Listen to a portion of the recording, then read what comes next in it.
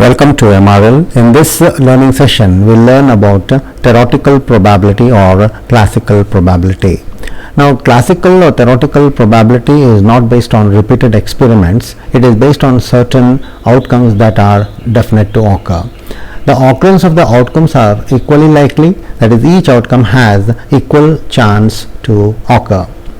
Now, the classical probability is defined as the ratio of number of outcomes favorable to E, that is, if PE is the probability, then the number of outcomes favorable to E, to the number of possible outcomes of the experiment. That is, probability E is equal to number of favorable outcomes divided by number of all possible outcomes. Therefore, PE is equal to NE upon NS, where NE is number of favorable outcomes for E and NS is the number of all possible outcomes. So let us understand this through different examples. Now, tossing a coin and getting a head. Again, let me repeat, the experiment is tossing a coin and getting a head, that is PH. So the sample space is equal to H and T because we can get a head or a tail, and therefore NS is equal to 2 and NH is 1. Getting a head is 1, NH is 1, therefore PH is equal to NH upon NS, NH upon NS, that is equal to 1 by 2 or 0.5 or 0.5. So now coming to the next important point, that is getting a tail. Now we know how, the probability getting a head is 0.5. Now getting a tail, the probability of getting a tail T is equal to NT upon NS. Again it is 1 by 2, that is 0.5. So the probability of getting a tail is 0.5. The probability of not getting a tail or is also 0.5, and there is the probability of that is H bar is. So again, very interesting, PT or PH bar all the same. PT is PH bar also. Getting a head is 0.5, not getting a head is 0.5. Therefore, the pH and plus pH bar is 0.5 plus 0.5, and that is 1. So remember, probability of getting a head is pH, probability of getting a tail is 0 also PT, but instead of PT we have taken here as pH bar. So PT is nothing but pH bar. So adding we get 1. Now when we toss two coins, the sample space is HH, HT, TH and TT. That means we may get two heads, a head and a tail and a head, or two tails, and therefore NS, the total number of favorable outcomes are 4. Now if A is getting at least one head, again understand, if A is getting at least one head, then NA is equal to 3. At least one head, that means we may get two heads, we have to get one head, so there are the possibilities are 3, and therefore NA is equal to 3. So the probability of getting P of A, which is at least one head, is equal to NA upon NS, and NA is 3 here and NS is 4, that is 0.75. So please remember this. Now coming to the next important example, that is rolling a die. We already know what is a die. A die is a cube of 6 square faces, and each face is marked with dots to represent a count of 1, 2, 3, 4, 5 and 6. Now for a die, the outcome is a set S is equal to 1, 2, 3, 4, 5, 6, which is a set of 6 independent events. Therefore NS is equal to 6. Now the probability of getting even dots, please understand, getting even dots. When I say even dots, it can be 2, 4 or 6. Therefore the set is A is equal to 2, 4, 6 or NA is equal to 3. That means there are 3 favorable outcomes here. Now P of A is equal to NA upon NS. NA is 3 and NS is 6, and therefore 3 upon 6, that is half, and that is 0.5. So that is the rolling of a die. Now if we roll two dice, see we have two dice and we roll them. Now first of all, let us understand the possible outcomes of rolling two dice, and that is 36, and that can be obtained by drawing a chart like this, because the first die has got 6 markings on it, the second die has 6 markings on it, and therefore we get combination of outcomes here, 1, 1, 1, 2, 1, 3, 1, 4, 1, 5, 1, 6 and so on. If you count, there are 36 outcomes, therefore NS is 36 here. Now the probability of getting a sum of 6, this is very interesting and a very good example also. The probability of getting a sum of 6, we should get a sum of 6 from the markings of both the dice. 6 means it can be 1 5 or 5 1. So it can be 5 1, 5 plus 1 is 6, and 1 plus 5 is also, so 5 1 is 6 and 1 5 is 6. Similarly 4 2 is 6, See, 4 2 is 6 or 2 4 is 6. So 4 2 and 2 4 is 6. So that is how we find out the sum of 6, and we find that Na is equal to 5. So we have Na is equal to 5, but we know Ns is equal to 36, and therefore Pa is equal to Na upon Ns, that is 5 upon 36. That means to find the probability of getting a sum of 6, we know that Ns is 36 and Na is 5. So the probability is 5 upon 36.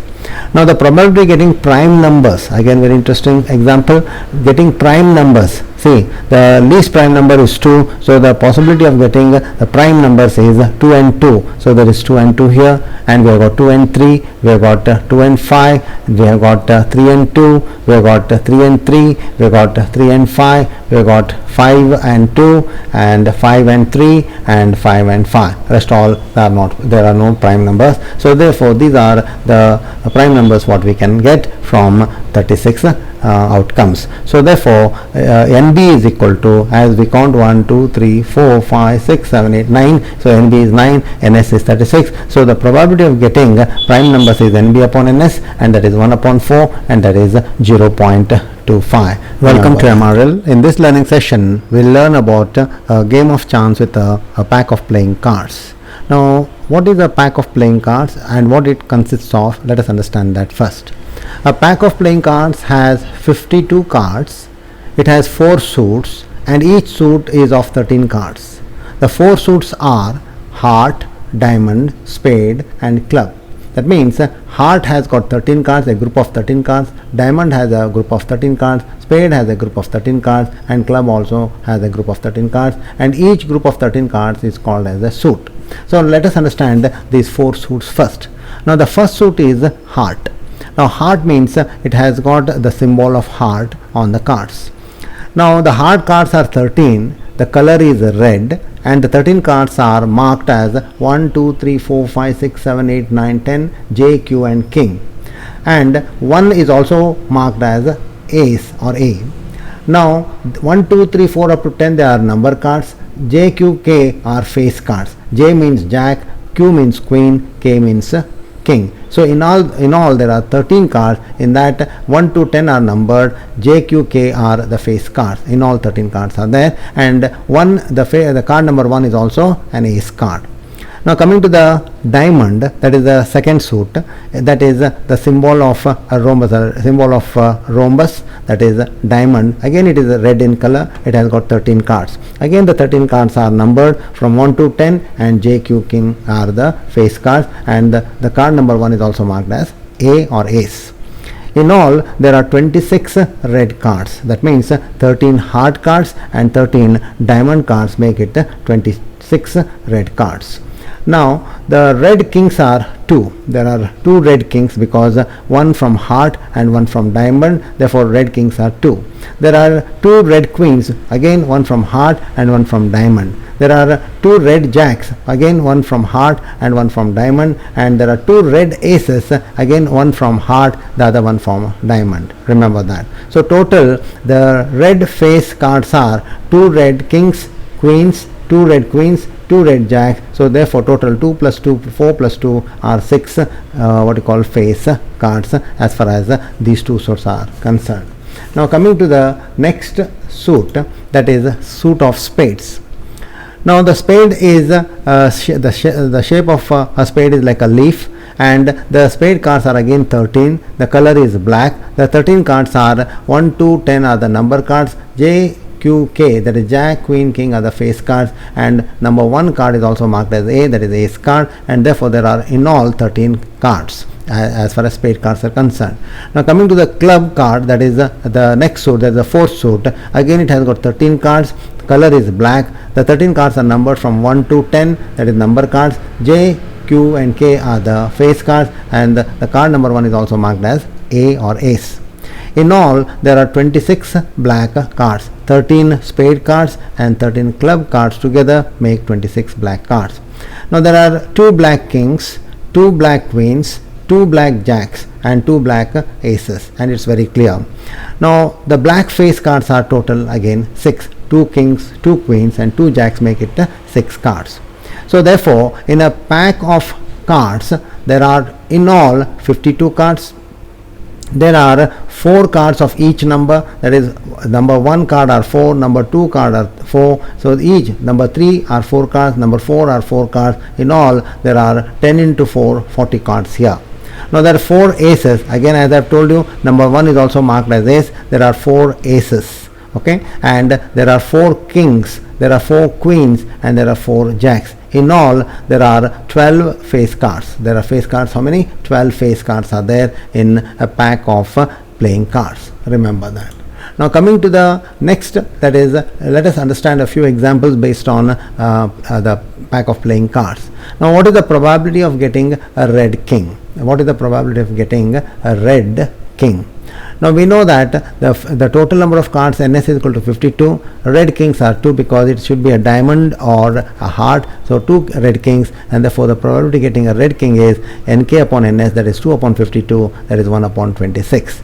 Now the probability of getting a queen, and as you know there are 4 queen cards because that is the 4 queens, okay, the total 4 queen kits, that is correct. Therefore ns is 52, nq is 4, so pq is equal to nq upon ns, 4 upon 52, that is 1 upon 13.